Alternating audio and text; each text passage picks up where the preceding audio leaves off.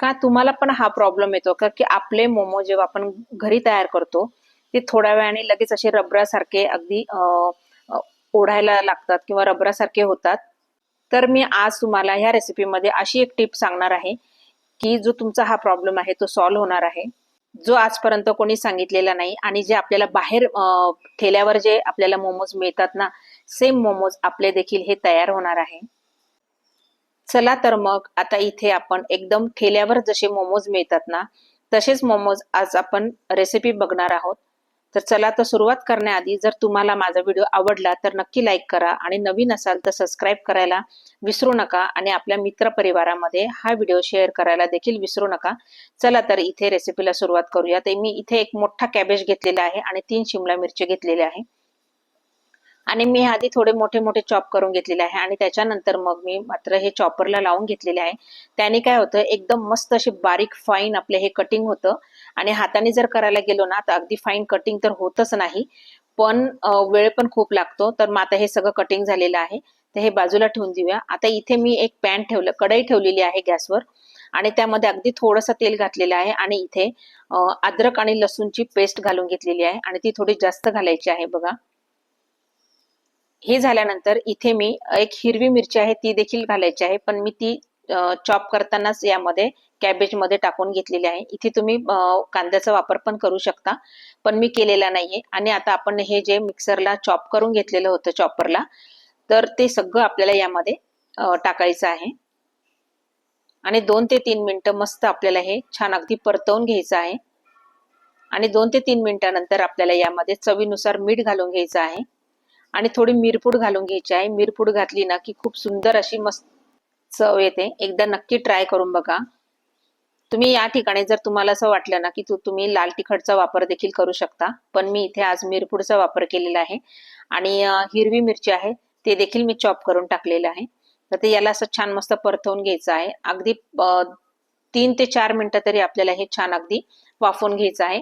तर तोपर्यंत आता आपल्याला इथे मोमोजला जी चटणी लागणार आहे ती करूया. तर इथे जवळपास मी 3 मोठे टोमॅटो घेतलेले होते आणि ते अगदी हाफ हाफ कट केलेले आहे. एका पॅन मध्ये मी टोमॅटो असे लावून घेतलेले आहे. त्याच्यानंतर अद्रक घेतलेला आहे, त्याच्यानंतर लसूणच्या पाकळ्या घेतलेल्या आहे आणि तीळ घालून घेतलेली आहे बघा. आणि आता आपल्याला याला थोडंसं पाणी घालून घ्यायचं आहे आणि आपल्याला हे छान मस्त उकळू द्यायचं आहे, शिजवून घ्यायचं आहे. म्हणजे इतपत शिजवायचं आहे की त्यामधले जे टोमॅटोचे साल आहे ते आपोआप निघतील. आणि इथे मी 3-4 इथे मी बेडगी मिरची टाकलेली आहे. तुम्हाला अगदी दुसरी जरी टाकायची असेल तर तुम्ही टाकू शकता बघा. तोपर्यंत आपलं हे जे कॅबेज आहे हे छान मस्त पैकी असं परतवून झालेलं आहे, पत्ता गोबी आणि शिमला मिरची. तर मस्त अगदी आपल्याला खालीवर करून घ्यायचं आहे. ते हे छान अगदी मस्त परतवून झालेलं आहे, तुम्ही पाहू शकता. आता हे 2 मिनिटं परत परतवून घ्यायचं आहे. ते परतते तोपर्यंत आता इथे आपल्याला मैदा जो आहे तो भिजवून घ्यायचा आहे. तर इथे मी जवळपास 2 कप मैदा घेतलेला आहे आणि त्यामध्ये चवीनुसार मीठ घालून घेतलेलं आहे. इथे तुम्ही जर तुम्हाला वाटलं तर इथे गव्हाचं पीठ पण घेऊ शकता, पण आता आपल्याला हे जे बाहेर ठेल्यावर जे मिळतात मोमोज ते म्हणजे ते तर मैद्याचेच असतात. तसेच करायचे म्हणून आपल्याला अगदी घट्ट पीठ भिजवायचं आहे, अजिबात सैल भिजवायचं नाहीये बघा. तुमचे मोमोज बिघडणार नाही, पण ते करायला खूप त्रास होईल बघा. तोपर्यंत आपले हे टोमॅटो देखील बघ मस्त असे शिजलेले आहे आणि त्यावरचे सालं पण एकदम छान असे निघत आहे. तर बघा आता हे आपलं चटणीसाठी तयार आहे. एकदम छान असं गार होऊ द्यायचं आहे आणि गार झाल्यानंतर मी एका मिक्सर जारमध्ये हे टाकून घेणार आहे सगळं. आणि नंतर मग आपल्याला यामध्ये चवीनुसार मीठ देखील घालून घ्यायचं आहे. मी थोडंसं पाणी राहू दिलं आहे, म्हणजे नंतर जर आपल्याला वाटलं की थोडं पातळ घट्ट कसं हवं आहे तुम्हाला, त्याप्रमाणे तुम्ही ते पाणी टाकू शकता. तर इथे मी आता चवीनुसार मीठ घालून घेतलेलं आहे आणि मिक्सरला हे छान अगदी फिरवून घेतलेलं आहे. अगदी फाईन पेस्ट आपली ही तयार झालेली आहे बघा. कलर पण किती सुंदर आलेला आहे, कारण आपण याला पिकलेलेच टोमॅटो, एकदम लाल टोमॅटोचा वापर केलेला होता बघा. एकदम छान अशी मस्त फाईन पेस्ट तयार झालेली आहे. तर इथे आपली चटणी तयार झालेली आहे. आता आपल्याला ही एका बाउलमध्ये मी सर्व करून घेणार आहे. तर बघा आता ते बाजूला ठेवून देऊया. आणि आता इथे आपला जो मैदा आहे आपण भिजवून ठेवलेला होता, इथे जवळपास मला 15 ते 20 किंवा अर्धा तास जरी ठेवला तुम्ही बाजूला तरी चालणार आहे. तो व्यवस्थित असा करून घ्यायचा आहे एकसारखा. आणि याचे मी आता मोठे मोठे बॉल्स तयार करणार आहे बघा. तर मी 2 प्रकारे तुम्हाला करून दाखवणार आहे. तर आता हे बॉल जे आहे केलेले, हे आता आपल्याला बॉल करून बाजूला ठेवायचे आहे. तर मी बॉल याच्यासाठी केलेले आहे की एक एक मोमोज करण्यापेक्षा मी हा मोठी पोळी लाटून मग त्याचे वाटीने कट करून घेणार आहे पुऱ्यांसारखं.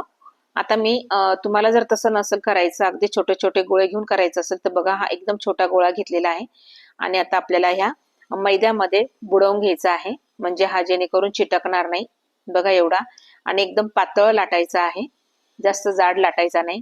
कारण काय होतं की जेव्हा आपण मोमोज खातो ना, तर ते अगदी पीठच लागतं फक्त, कारण आपण ती पारी जी आहे ती एकदम जाड लाटलेली असते. पण इथे मी एकदम पातळ लाटलेली आहे, तुम्ही पाहू शकता. आणि आता आपल्याला यामध्ये जे आपलं साठी आपण केलेलं होतं मोमोजच्या, ते पण छान गार झालेलं आहे. तर आपण एक एक चमचा आपल्याला याच्यामध्ये भरायचा आहे. तुम्ही पाहू शकता व्हिडिओ दाखवल्याप्रमाणे मी जसा मोमोज तयार करत आहे दोन्ही साईडनी. तुम्ही तुमच्या आवडीनुसार तुम्हाला जो पण आकार द्यायचा असेल, किंवा अगदी मोदकासारखं जरी तुम्ही भरलं, त्यामध्ये मोदकासारखा जरी तुम्ही आकार दिला तरी चालणार आहे. आणि आता हे जे मी करते आहे ते पण अगदी सोपं आहे. एकदा भरल्यानंतर चिमटी घ्यायची आहे, दोन्ही साईडला चिमटी घेत घेत आपल्याला ते असं जॉईन करत करत आपल्याला हा मोमोज जो आहे हा बनवून घ्यायचा आहे. तर मी ह्या प्रकारे असा हा मोमोज बनवून घेतलेला आहे, पाहू शकता तुम्ही.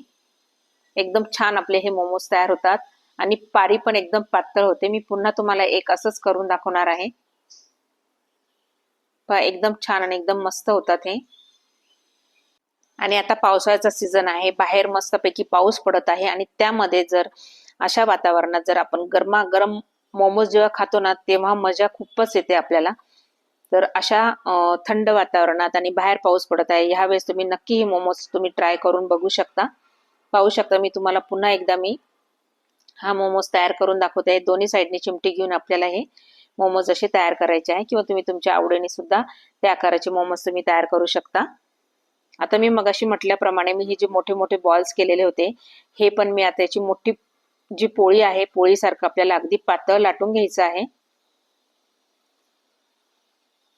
आणि ते पातळ लाटून झाल्यानंतर मग आपल्याला तुम्हाला हवा तेवढा आकाराचे तुम्ही हे कटिंग करून घेऊ शकता.